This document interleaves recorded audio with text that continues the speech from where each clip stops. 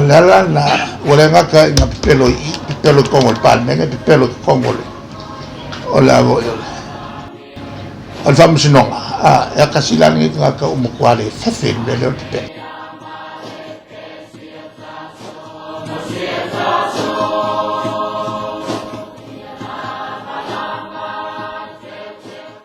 Paftaila wa fionga ai ol vai sa talwai fa fonga fo ila wa fionga nisi fo yo mata pusa fa pe fo i ona tali mai ai fo ila fionga la audi no ko kala me tivito ya ape yo le aba no fo ila nei la wa fionga fa fo i ona e tali tu fo inisi tu ai nga wa me moni la wa fionga le natia o le fo isa la mai le fionga la audi e pe pelo la wa fionga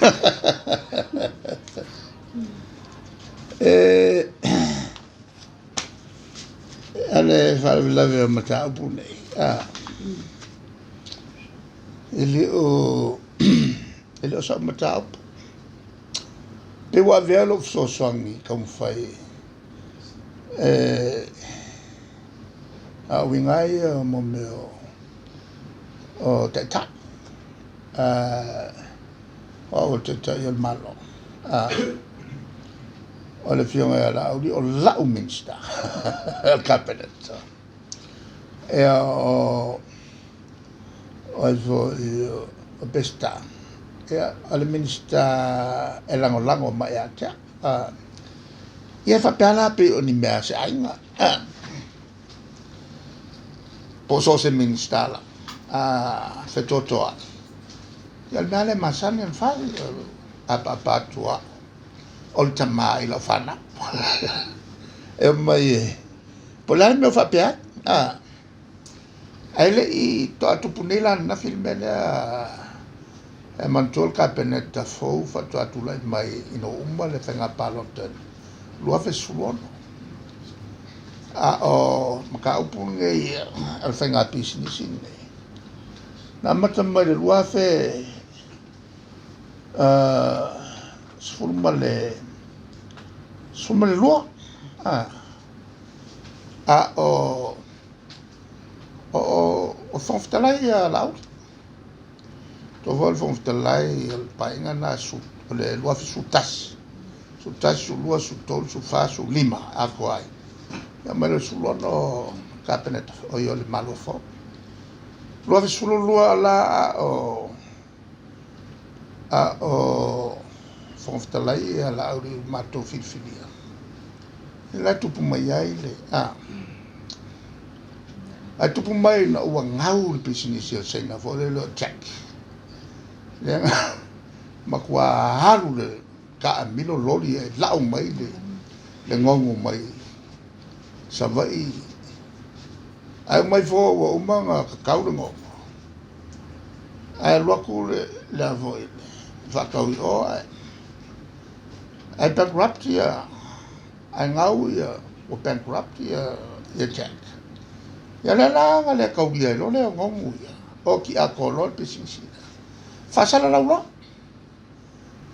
langa le lana o lo le vanga le toto fatula to company pe pala le li mai le Ministry of Commerce si mai la le company name o le Local Partners and Associate Limited private company register la solo fulu li mo topo lo fa sulua kan mira le o fonfkalai ala yon sa le la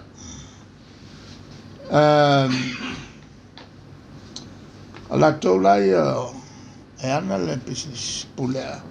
o apulu lunch pol Martin Swalk ma pesa ka vai fo o le business la ala to la ya fu mai e fa msinonga e fa ne ona wa o fa la to lo mai le nupi fa ala la al fam talanga le no mo e no o tala no ati ka mal mai lo ke le mam la ngā pisingi sia lauri. Sa le kau o ngā afia la o mingiskale o le se lo pasenga rong kanya cabinet. Ngā le whaka ulua. O le whai ngā pisingi. El kanya le, al te mino lai whangfitalai. E le la o se sila mai. Company lana. Ko kulai pe palei. Matuala. Walu le mea. Wale kongia le longa mai o no pifa. Voile. Ngai le mea wakupu. Or kokolu le wakai aku ia na famtalanga le na mai ate. O le wakai pesca. E luaku le mai kusi mai no pifa. Kusi lale. Kusi lale le mai ate. Sulima me. Le sa o fiei loa. Po le tu la ka al campangile. On o le o mai ate.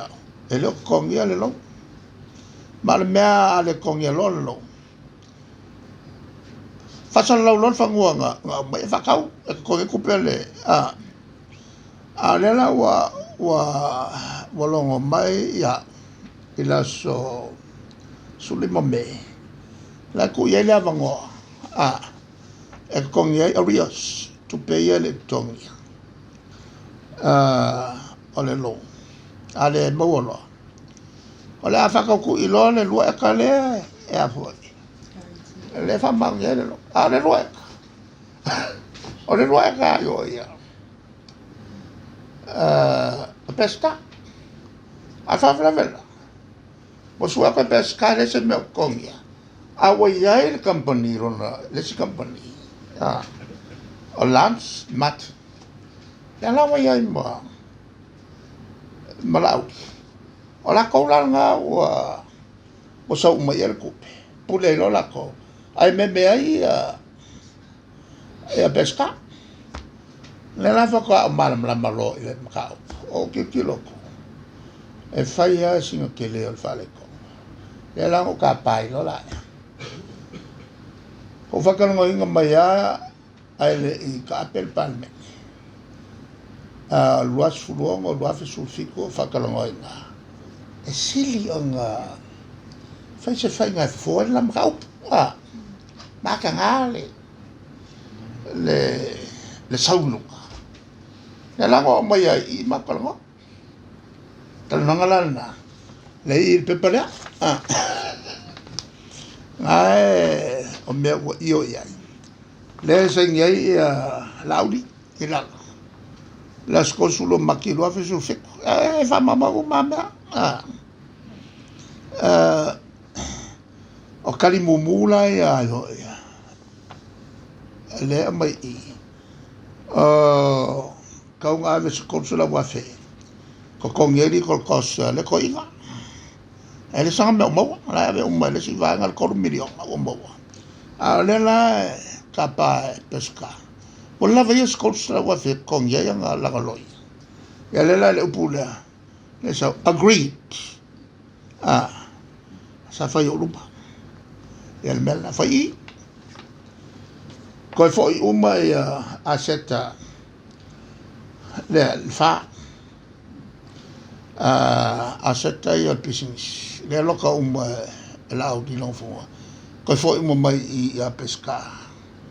el mel nga ka ma ka po mari fo ya ya lau se lau mo meo o barrels uma nono ave ese mai o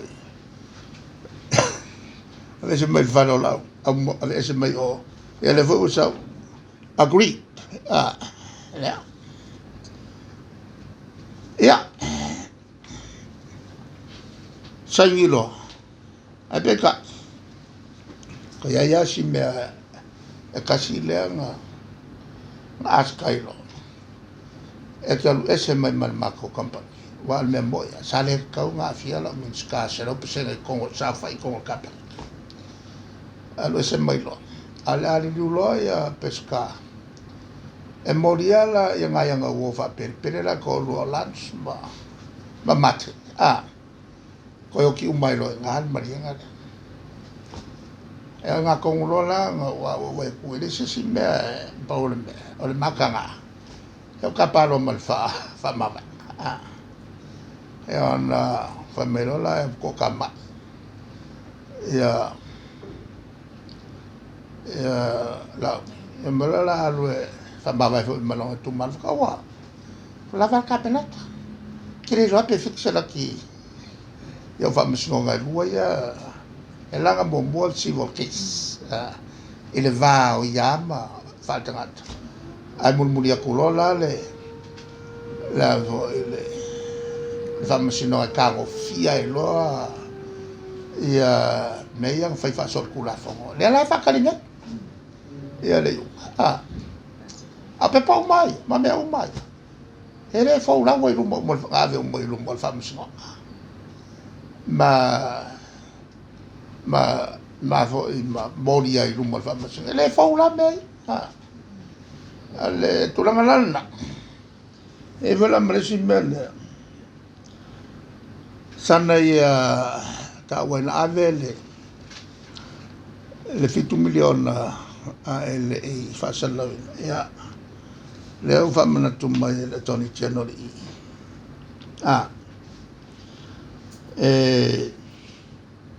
sa fa sala lau ina o sau le fa sala nga auto ele la a le official attorney general o tu siatu e winga il fa sala nga e fa maniatu ele official lo isini sa tender company le Alden Civil Engineering ile fengo le mlavale le chever la fai ele ungal capeneta e le aso sulle mo ku so lu ave su malvat e no uma on fai le ana su le committee ma mai la to fa tu nga talia lo ia le company le Alden e le tau e tolu te lima milion e man ko le ngalu fa sa la wa fiku milion e le fiku ni milion e kolu ke lima milion e fa ia fa ki ngoi ngalu e tolu la ia tenda nga fai nga fa le ngai ngale si tenda nga ele ki ke le ale li kai kal fe ngai mal ki le ngalu ia malesi mea e conflict of interest on sa fa ia le pule le company le editor le committee pulenga le port authority le lana le luai le o la toia na compania na faita o fonga o le sila sutas milion tongo fi ma to ila ia le tanda le le Alden company ya le la o batua ya kasinga fa sala la o ma kwa pero que ya malbe bulbuli la ale unga le al cabinet en faila sulfu tolo ko so lo ave sulfi a quel kilo mai le sa fa ia ila au te mile ele sa mama tawala le fontanga ni satala noi nai ia le lipoti al committee su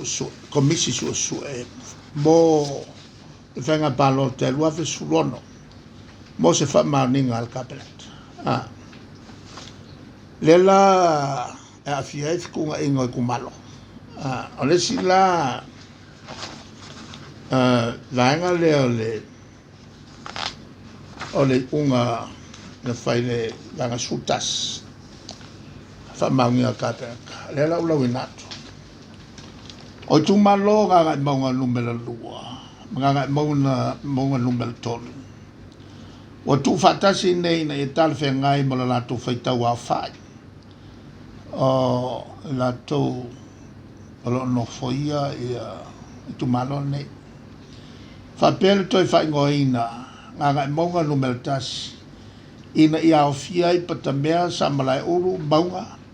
nga monga no melalua e ofia sa le aula sa fai sa to el pai fanga malo le lepa va ma salia salia kusa le fai ngole cabinet le langa kusa ma vaku le komisu sue o le tutaua la le matou sa fai ma pas e alu ese lo alu vaku lo ka upu le kongo le parliament pasia mata abu sa matou pasia fa kasimai ai kuai ke ina tonu ala le na famukai lo malonga wai ona e te io lo isumta abu fa pene ai mai so kongo ka pena ai ko lo ko ke mai yo lo ngala boleh valang famuka mai le poang fa le wang fa le por fo ya fa fonga la mele fa ni ya lu fa lo akawa yo sa vai e tu maloi ma ku ai ka fongo ya na fo o ia le ngo fo ma ma fa le ungal mele ai le ka o ma to mai ma fa le ungai to no ka i lunga whautuanga o man whakakon manga ia whautuanga. O le whautuanga la, ia toi whitunai i tu malo. Ina ia fo ia i whawhitauli lea e whawhengai ma sa mo atoa. O le whawhitauli, ua lea i se whafo, e whaia i le melea o mga o mai ku malo e ka ilua la ko sui ngo ko kele tangata le tu malo kaluai o nga la o fai si ku malo ka ilua la to sui ala ka kasi angal pawala le fo inga I fa la ko si ka fa la ka si le to te to fa tu ana va pera tu nai no le tu malo le lang fa yer mele ua yo ingal el cabinet le sa fa si minister manatuala kwa fia fo le minister Calave wa le o motu mai ya falapon sai o I fangalo fia le minister sko ingo o sala ono le ungal na ole fa tu malo o polu ia la va ka fia ile mele le le mo fo sa va o kele le ngai e ku vala va mato yo ina le mele ale vola anu foi lan kala no ko va ia le o kasile o pa u vole ka u il malo ya tu malo sa vai alai lo le ya tangata pe kusiale o vai o sa vai ya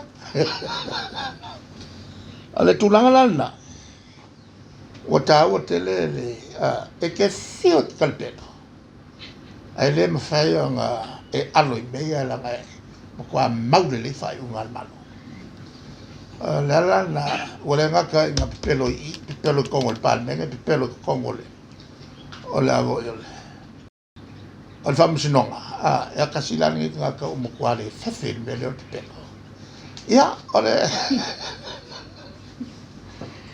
ale vo la yele le lipoti le fatalini le fatalini o la le kalango aku con le au kalango mai con il palme le lipoti le su ai le ya la na mausa vakito ilanga